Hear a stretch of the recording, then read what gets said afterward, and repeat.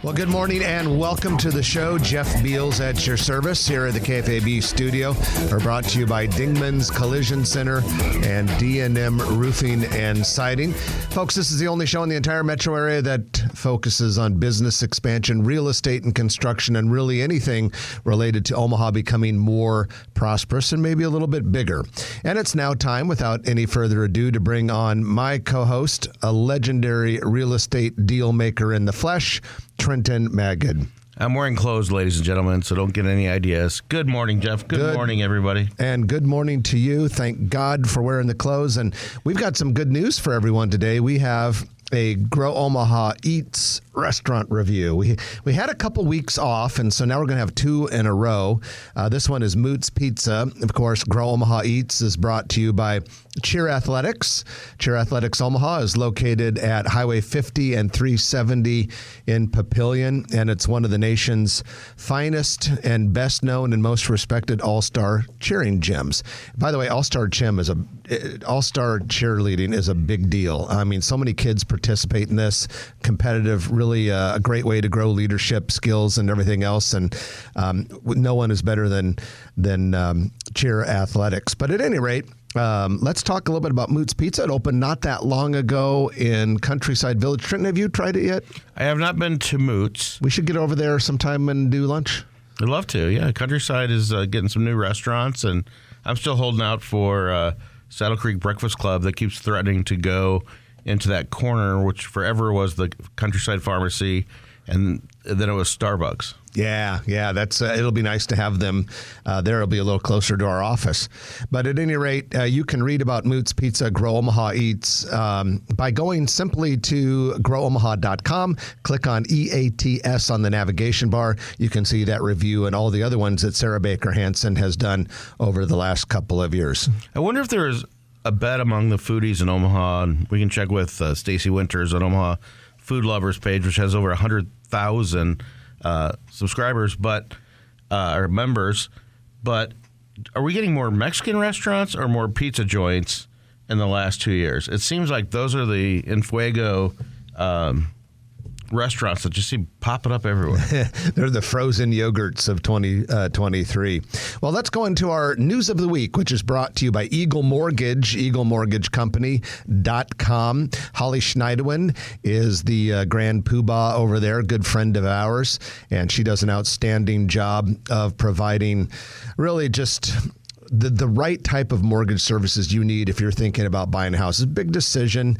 For most people, it's the biggest purchase they make, and Eagle Mortgage can help you through it. We always recommend that if you are about ready to go into the house hunting battle, be armed with a pre-approval letter from Eagle Mortgage. You can find them in person at 114th and Davenport or online at eaglemortgagecompany.com. Trenton, the big news this week, we're making progress. University of Nebraska Medical Center. The Board of Regents, in an 8-0 vote, approved the university's plans to start planning. And that means they would go hire the companies that will put this all together. But they're basically starting off with a $2.19, let's call it $2.2 billion academic medical hospital complex. This is essentially phase one of what we have been calling Project Next, but the name has been changed for this phase to Project Health. But this will be the part that is, I say just, it's $2.2 billion, but just the academic and clinical part, not the federal part. The federal part will come later on, we hope, and would be somewhat separate. But this would be on a 7-acre site, southeast corner, Saddle Creek and Farnham. Construction could begin by early 2025 on that project. Okay, now, when you talked about Board of Regents and you said $2.2 billion, for a second I was very scared that they were talking about Memorial Stadium. And I was like, $450 million, well, for, 1/5 of the stadium. Oh, okay, that'll help us win. But thank God you're talking about health and the project that we've been talking about, ladies and gentlemen, and the next project, or whatever they're going to call it, has to do with the Homeland Security, Department of Defense, 8,700 jobs, high-paying jobs. It was like 140,000 construction workers or something. It was some crazy amount of construction workers. Maybe not 140,000, but a big number to be sure. And maybe it was not 140,000, but it was in the tens of thousands over time. Oh, over time. Okay. Maybe it's like staff hours or something like that. But $1.6 million. 3 billion staff hours. But this phase does not include the federal part. And so we hope that still happens. But it was somewhat concerning in the World Herald article about this story. Chancellor Jeffrey Gold from UNMC said he is guardedly optimistic that the federal component to this will happen, which is not nearly as strong a language as was used in the past. Now, the Board of Regents in this meeting also approved $87 million for the core building. The core building will be part administrative. It'll be a 6-story building on the southwest corner of Saddle Creek and Farnham, so essentially across the street to the west of this new major hospital addition at the Med Center. 6 stories, 2 office floors, and 4 laboratory floors. Construction for that could begin by the end of this year. But are they going to do the cap going across to the... It is being designed... over Saddle Creek. It is being designed to add that at a later point, but as it was expressed on Thursday at the Board of Regents meeting, that is not happening right now. So what we're talking about was the early renderings, which is probably a year or two old. They talked about connecting that campus with a grassy knoll, for lack of a better explanation, over Saddle Creek. They would be driven under by vehicle traffic and then walkable. Yeah, they call it a lid, and it'd be like part paved patio plaza and then part, as Trenton said, lawn and landscaping on that. I think that is part of the vision still, but it sounds like it's not immediate. The renderings that I saw Thursday do show the cap not there yet, but they do show a pedestrian skywalk. But do you realize that if it's over $2 billion of the local stuff that they're working on, which will aid the patient base that comes probably internationally, once they add the government portion of that, it's going to be $5 billion plus. Yeah, and then there will be new things to come, and so it's a very exciting time at the Med Center and what it means for the entire Omaha metropolitan area. Hey, Children's Hospital and Medical Center has a new name. It is now Children's Nebraska. In fact, the signs have gone up. Children's is the largest and, well, frankly, the only full-service pediatric healthcare center in the state. And finally, we have new life for a long-defunct golf course. The Skyline Woods Golf Course, 217th and West Center Road, has been closed since 2005. But a local businessman developer has purchased this 110-acre course, plans to turn it into a country club. Construction could begin in 24 or 25. I think the neighbors would be thrilled if that happened. Well, they've been through a lot in the last 10, 15 years where it's gone to weed and everything else. And people have tried to build on it, and the neighbors didn't like that. And this is a longtime resident with a big house there named Dennis Serco, who sold, I think it's called DXP now, but it was Precision Industries, Precision Bearing. He was second-generation owner for that. And so I welcome it. The question is, they didn't talk about how it gets paid for and what kind of assessments and things like that. The neighbors all seem pretty excited about it. They had torn down, and I remember going to weddings and stuff there, and so that all that has to be rebuilt. And that is your news of the week, brought to you by Eagle Mortgage, eaglemortgagecompany.com. Our topic for today's show is Bellevue growth and development. And in the next segment, we're going to bring on the mayor of Bellevue, Rusty Hike, and city administrator Jim Ristow. You're listening to Grow Omaha, brought to you by Dingman's Collision Center and D&M Roofing and Siding on News Radio 1110 KFAB. And welcome back to the show. Jeff Beals and Trenton Magid at your service. You're listening to Grow Omaha, brought to you by Dingman's Collision Center and D&M Roofing and Siding. Now, D&M Roofing and Siding is the company used for Well, roofing and siding, for one thing. But they do a really cool thing. It's called they provide a free roof for a worthy, deserving veteran who served in one of the branches of the military. And you can nominate a veteran who you believe is deserving for a free roof by going to D&M Roofing's website before the end of this month. All right, we're going to focus on growth and development in Bellevue, the third biggest city in the state of Nebraska, and famous for being the first city in the state, famous for the Air Force Base and a lot of other things. And we have a couple of famous people with us, the mayor of Bellevue, Rusty Hike, and city administrator Jim Ristow. Gentlemen, welcome to the show.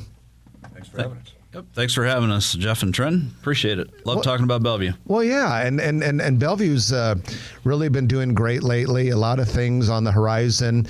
The last census showed quite a bit of population growth.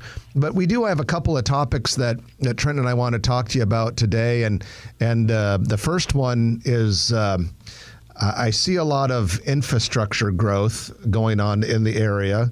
How would you say that some of this infrastructure tied to Offutt Air Force Base is going to come around? We talked earlier about how Turner Construction, one of our sponsors, is doing hundreds of millions of dollars worth of projects in that area. Kind of give us an overview of what's on the infrastructure front. Okay, so big thing is Sarpy County is completing their plans on the sewer system, the South Sarpy sewer system. That's about a $200 million project that runs across the southern part of Sarpy all the way across the county. Right now, it's pretty much done from 72nd Street to the Missouri River, so they're about ready to turn that on. I think by the end of the year, that'll be turned on. So with that infrastructure, that has created a lot of interest in our Highway 34 corridor. We found out that we've getting all these calls now, which is a good thing, but we also have to bring water in, so we budgeted $18 million for a water system to bring water in along with the sewer. So we are definitely shovel ready for a lot of projects to come into Bellevue, and we're talking to quite a few of them now. So that's been a huge thing the last 5-7 years about how do we get sewer to that watershed in Sarpy County. Is Bellevue the east portion of Sarpy County? Is that the first to go live? Actually, the plan was to bring all the county in at one time. With the rising costs and everything, we kind of got stuck finishing the whole thing at once, so we phased it in. That 72nd to the river is that's what we're completing right now, and then we'll continue on all the way out to Gretna.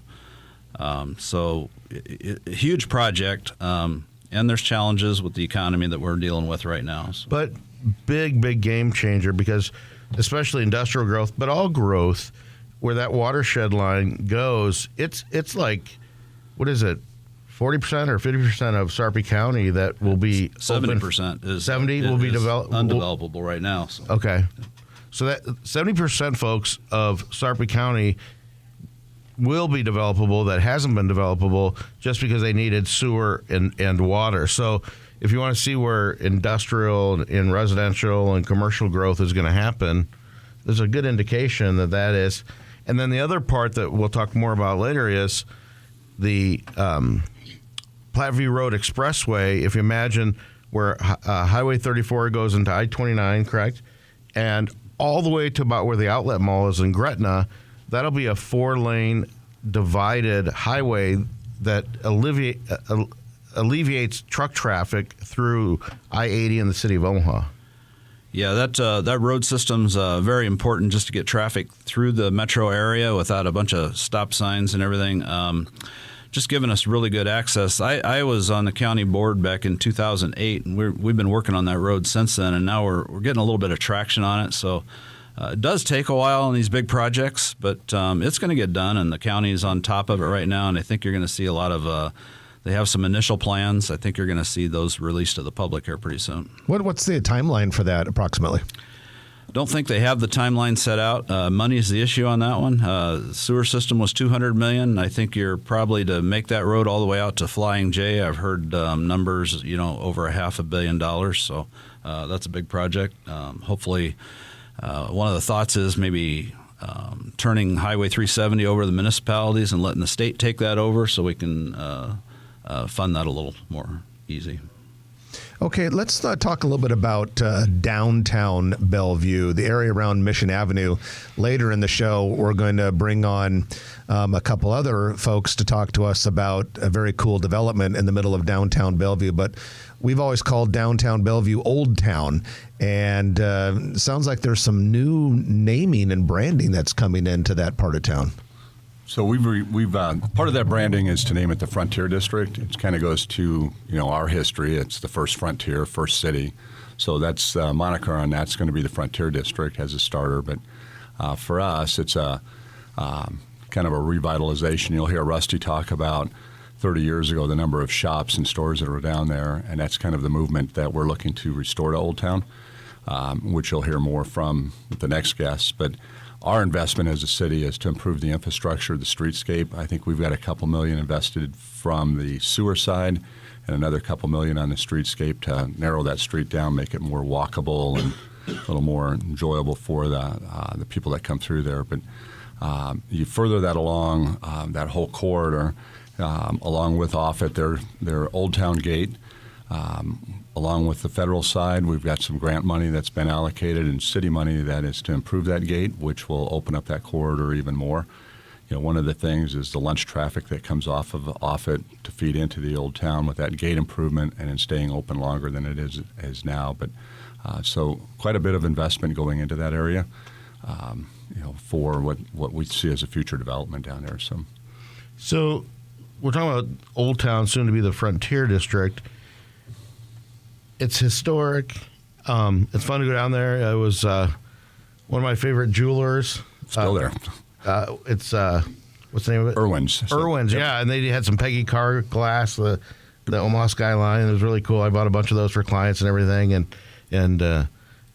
it's an awesome place. But how do you get traffic in the competitive world of entertainment and retail? And Bellevue is kind of the, if you will, the corner of the metro. So how do you make it unique enough so you get large quantities of people from the rest of Omaha metro area to come down there? Yeah, that's back in as late as the 70s, Mission Avenue, right in the heart of the new Frontier District,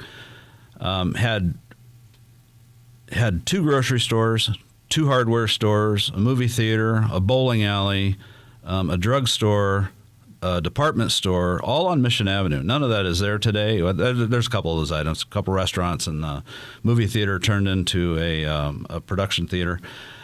But all the people are still there without those services. So our goal is they're just older. Yeah, they're older, and me. No, the same people that were there in the 70s.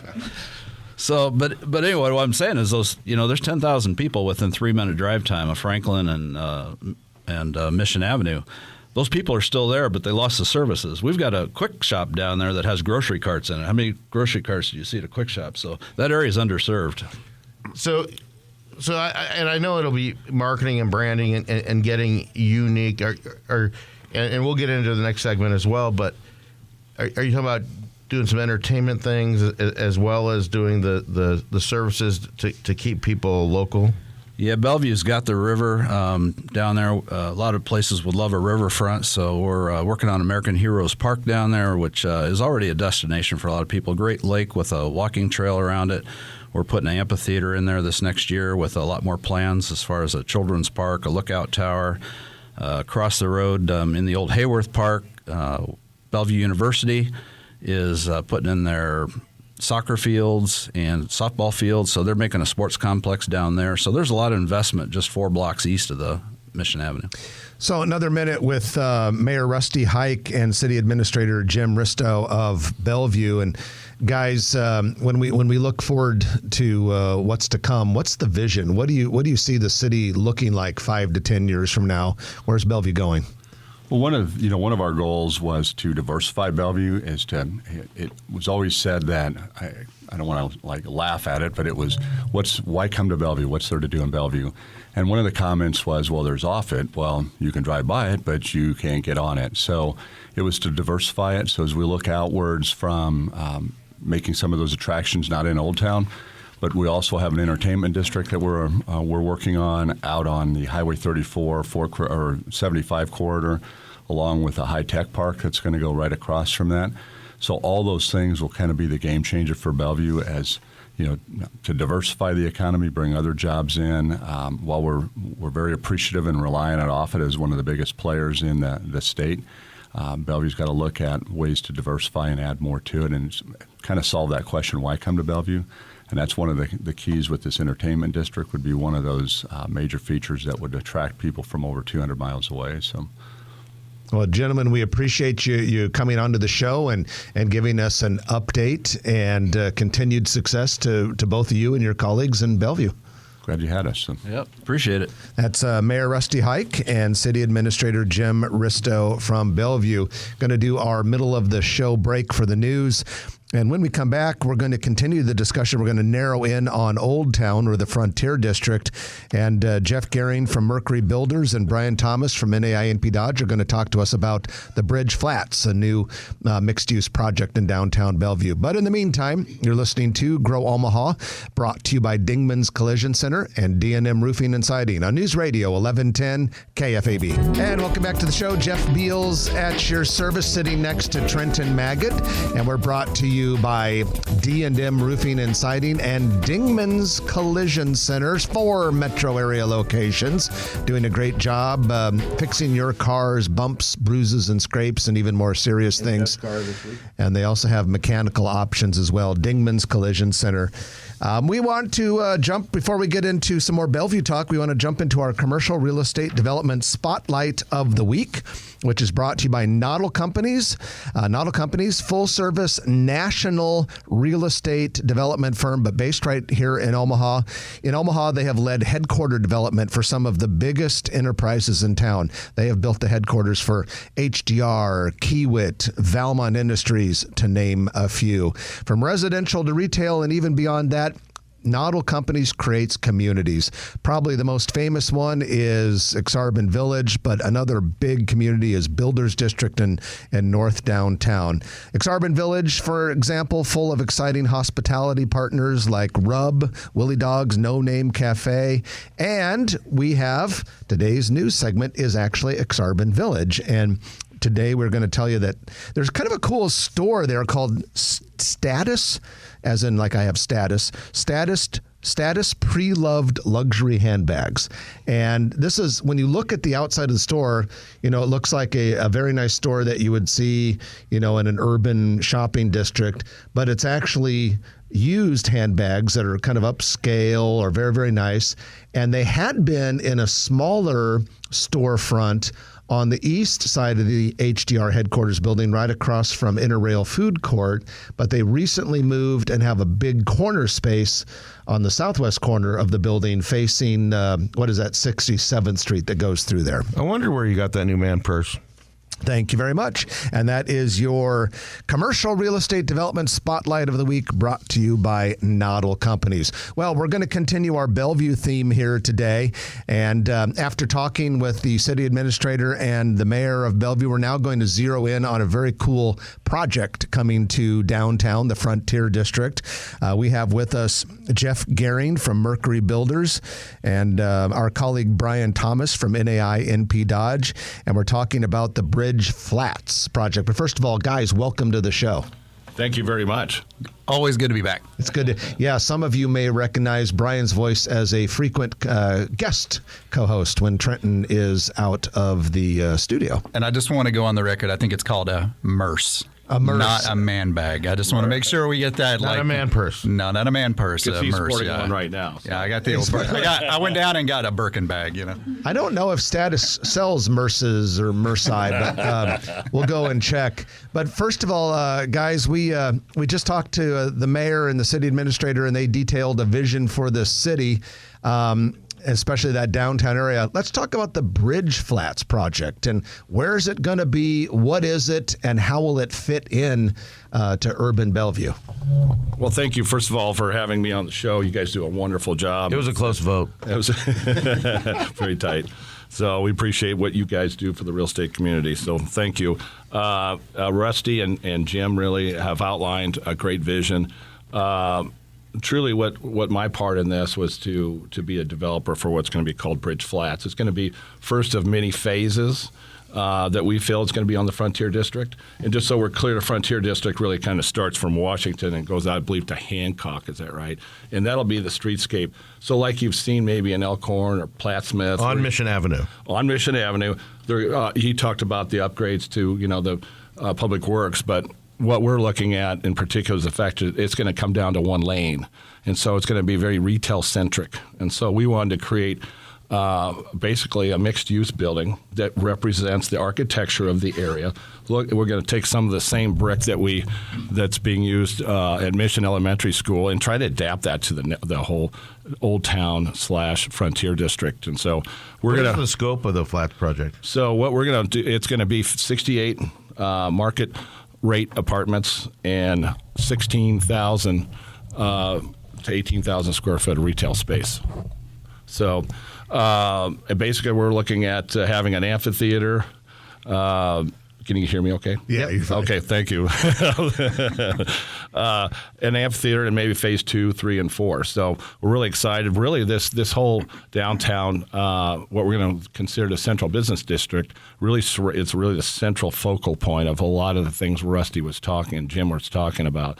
They've got the high-tech park. Basically, Harlan Road will come in and hit Hancock, come down to Mission, and the same thing. Cornhusker turns into Harville, turns into Franklin. And so really all of these come around the central business district that they want to create. So. And then we also want to talk to you a little bit about the retail space, because it's our understanding that, this being a mixed-use project would have some retail in it, and we want to have more of a retail scene there. How does that all play out, and how do we go about, getting these retailers in Bellevue? Yeah, so I think really you have to take a step back and look at kind of the state of the market. And so CoStar put out a report back on September 29th that talked about the historically low availability rate because of a high consumption of retail availability. And so I think when you look at the need and then you really zero it into the Sarpy East submarket, right now in the Sarpy East submarket, which clearly includes the city of Bellevue, in fact, most of the Sarpy East submarket of commercial real estate is Bellevue. There's only roughly 2,000 square feet of construction for retail going on right now. I mean, if you think about that, that is crazy, right? And then when you look at the overall retail market for Omaha, historically, year over year, we've delivered about 480,000 square feet of retail. This year, I think we're at like 420,000 square feet in the metro area. And so we know there's a need. When you look at that area, what's going to be the Frontier District, currently there is zero retail availability. The entire kind of subsector, if you will, looking at the Frontier District is 100% leased up. What type of retailers and services are you looking for, and what are the size of the available base? Yeah, so right now, in terms of the total available square footage that can be consumed is about 18,000 square feet. So it's not crazy. You're not going crazy big. Well, it's in line. If you look across the metro and certainly in the submarket, the average square footage build for retail is roughly 10,700 square feet. In Bellevue, it's about 13,700. Correct, yeah. And so we're coming in higher than the average because, to answer your question specifically, we would like to bring in a neighborhood grocer. So that is certainly an area that we're reaching out to specific smaller grocers to try to get that in there. And then we're looking for some services-based industries for retail. It would be great to have a salon in there. It would probably be great to have a tap room, a brewery in there. It would be great to have, we have an end cap spot available for a restaurant to come in there. And so certainly I think it's going to be a great opportunity. And in the last segment, you talked about, why bring people to Bellevue? Well, this is how I think about it, and I've talked to the mayor and to Jim about it, is that because you're unlocking a massive amount of development capacity on that side of Bellevue, right? People are going to move there because there's going to be houses. Like, you're naturally going to increase the population over time in the next 5 years to a decade. You're building in your own consumer base while servicing the existing pre-installed consumer base that is around within 2 miles of what is known as the Frontier District. Is there a goal for the amount of new housing units, apartments, condos, what have you, in that area? So, in addition to what's being developed currently by Mercury, and I can let Jeff talk more about there are some other developments that we're looking at and adding existing housing inventory into it.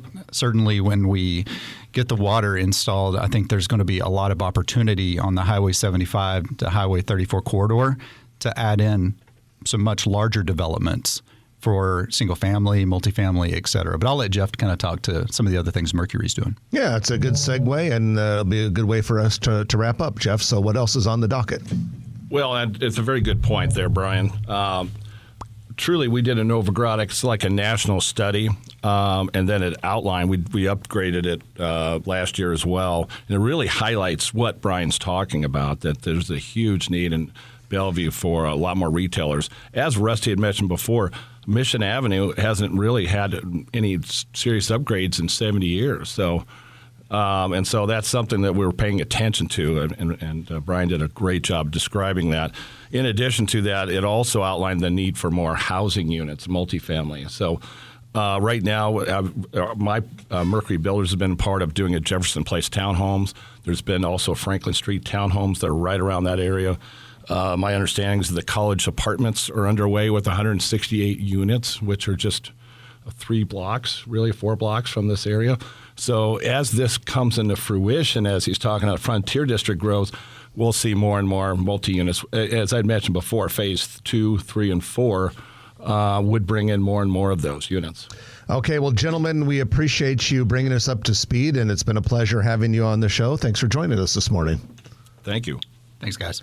That was Jeff Gehring, Mercury Builders, and Bryan Thomas of NAI NP Dodge.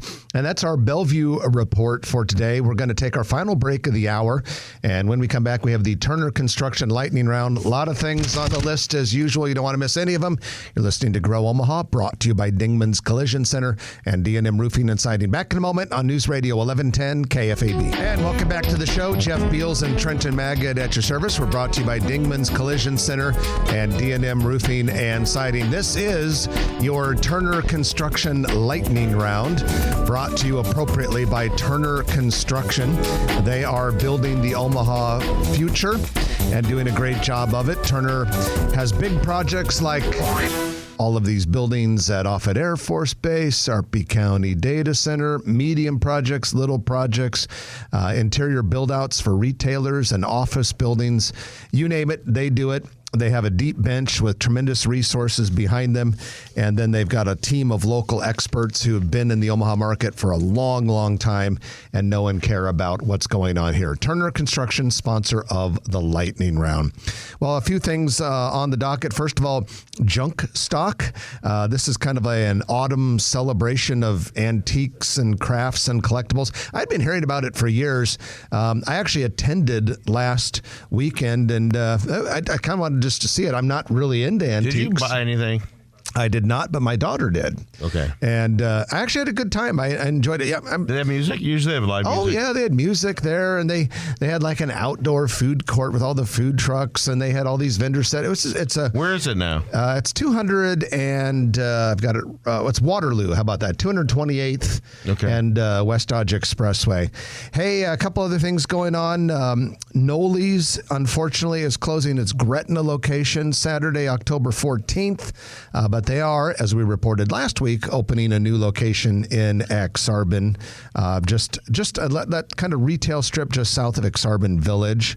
October 12th, JetLinks, the private aviation company, is holding a ribbon cutting for its new terminal on the east side of Eppley International Airport, 66,000 square feet. So that'll be a nice addition to the general aviation side of the airport. Speaking of the airport, We have some seasonal nonstop flights are returning to Miami on American Airlines coming up here pretty quick. They like to serve that market during the colder part of the year. And good news, these will be on larger jets than the Miami service nonstop was last year. So that's a good sign right there. Trenton, we have a new Hyundai dealership going in near 180th and West Dodge Road behind the Toyota dealership. Yes, we do. And that is part of Woodhouse Automotive. And we could always use another Hyundai dealership, I guess. You cannot have too many Hyundais.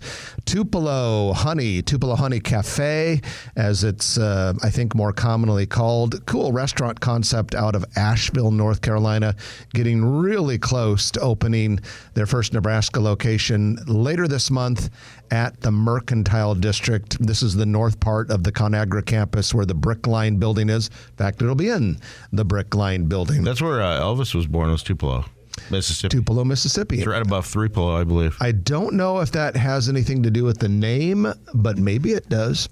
Pepper Jack's has opened a new location northeast of 204th and West Maple Road in a newly constructed building that it shares with Good Evans Restaurant, which opened not too terribly long ago.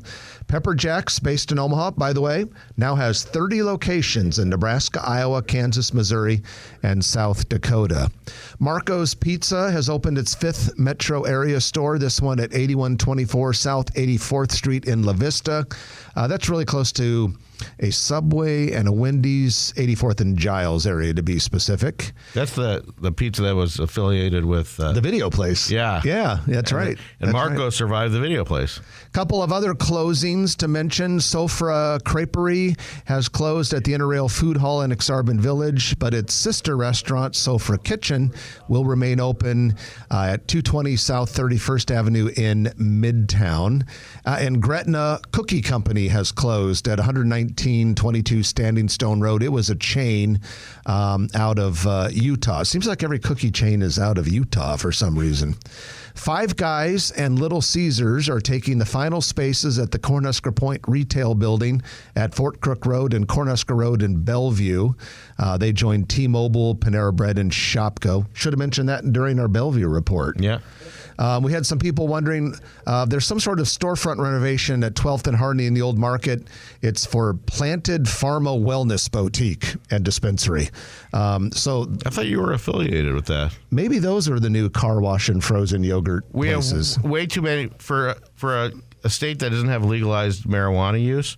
We have way too many dispensaries that I don't know if they call Delta 9 and That's what I'm trying to all figure these out. different things. But they're just getting their places situated for if it ever gets legalized. But it seems like every week there's a new one opening up. And you're right. There you have it. So the music is playing, which means that we unfortunately can't tell you the next three things that were on our list. So in order to find out, you got to read the Grow Omaha newsletter. Hope everyone has a great week. I'm Jeff Beals. And I'm Trenton Magid. You've been listening to Grow Omaha, brought to you by Dingman's Collision Center, D&M Roofing and Siding, and Turner Construction. We'll chat with you next week at 9 o'clock right here on News Radio 1110 KFAB. If you like this video, be sure to hit those like and subscribe buttons. And remember, Grow Omaha is not just media. This is a mission. We are trying to build up Omaha and make it an even better place. We can only do that with your help. Share this video with your friends, neighbors, and family.